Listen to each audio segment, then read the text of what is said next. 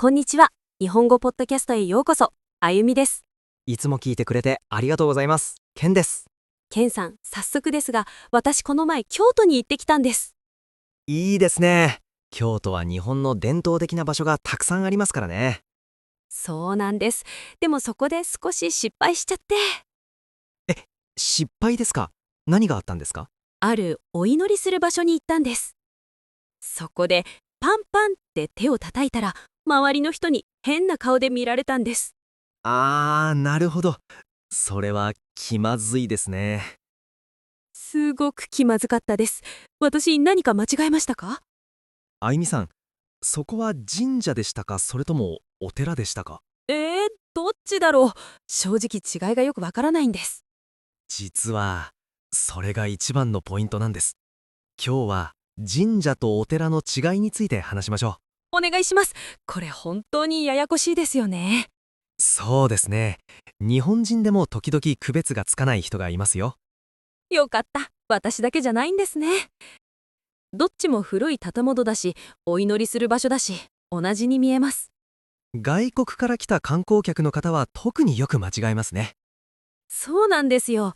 ガイドブックを見ても、どっちもシュラインとかテンプルとか書いてあって。英語だとシュラインとテンプルは別の言葉ですが、見た目は似ていますからね。そうそう。で、私が手を叩いて失敗したのはどっちだったんでしょ手を叩いて変な顔をされたなら、そこはきっとお寺ですね。う？お寺は手を叩いてはダメなんですか？そうなんです。ここが一番大きな違いのマナーですね。知らなかった。じゃあ、どうやって見分ければいいんですか？見分け方は簡単ですよ。入り口を見ればわかります。入り口ですか？はい。入り口に鳥居があるのが神社です。鳥居ってあの赤い門みたいなやつですか？そうです。漢字の鉢のような形した門のことです。ああー、よく写真で見ます。あれが神社なんですね。はい。鳥居は、ここからは神様の世界ですよというマークなんです。なるほど。じゃあお寺には鳥居はないんですか？お寺には鳥居はありません。その代わり、大きな屋根のある門があります。大きな屋根の門。そういえばお墓があるのもお寺ですよね。お、いいところに気がつきましたね。その通りです。お寺にはお墓があることが多いですし、仏像という像があります。仏像って金色の人とか座っている人の像ですね。そうです。それがお寺です。なるほど。鳥居があったら神社、仏像やお墓があったらお寺。これなら私でも区別がつきます。じゃあ次は一番大切なお祈りの仕方の違いです。はい、ここが重要です。私はまた失敗したくないので。まず、神社ではパンパンと手を叩きます。神社は叩くんですね。何回叩くんですか？基本は2回お辞儀、2回拍手、1回お辞儀です。えーっと、2回お辞儀して、パンパン、最後にまたお辞儀。完璧です。手を叩くのは神様を呼ぶためだと言われています。神様、来てくださいって感じですね。そうです。でも、お寺では手を叩いてはいけません。どうしてですか？お寺は静かにお祈りする場所だからです。胸の前で手を合わせて、音を出さないで心の中で祈ります。うわぁ、私静かなお寺で思いっきり手を叩いちゃいました。それは周りの人もびっくりしますね。すごく恥ずかしいです。でも、間違えても怒られることはありませんから、大丈夫ですよ。優しいですね。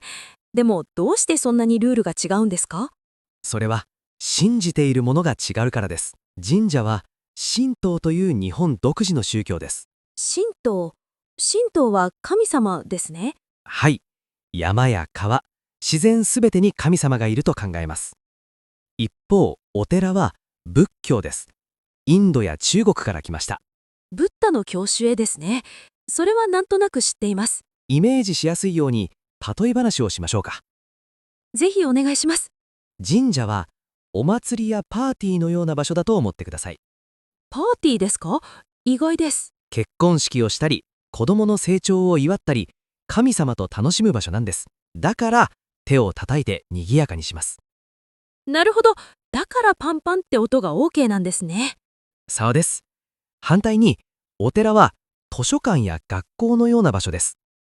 図書館。確かに静かにしないといけないですね。はい。自分と向き合ったり、静かに修行をしたりする場所だからです。すごくわかりやすいです。神社はハッピーなパーティー会場。お寺は静かな図書館。そのイメージがあれば、もう間違いないと思いますよ。もう図書館で大きな音は出しません。それがいいですね。では、今日の話をまとめましょう。ポイントは3つです。1つ目、入り口に鳥居があるのが神社です。赤い門があったら神社ですね。2つ目、手を叩くのが神社。静かにするのがお寺です。パーティーか図書館か思い出します。3つ目、神社は日本の神様。お寺は仏教のブッダです。完璧です。もう怖くないです。では、今日会話で出てきた使えるフレーズを3つ紹介します。はい、教えてください。1つ目は気まずいです。空気が重い時や恥ずかしい状況の時に使います。間違えて手を叩いた時は本当に気まずいでした。2つ目は区別がつかないです。違いがわからないという意味ですね。神社とお寺の区別がつかないって使いましたね。3つ目はお願いするです。神様に何かを頼む時に使います。合格をお願いするとかですね。覚えました。あゆみさん、今日はとても勉強になりましたね。はい、今度は自信を持って観光できそうです。最後に皆さんに質問です。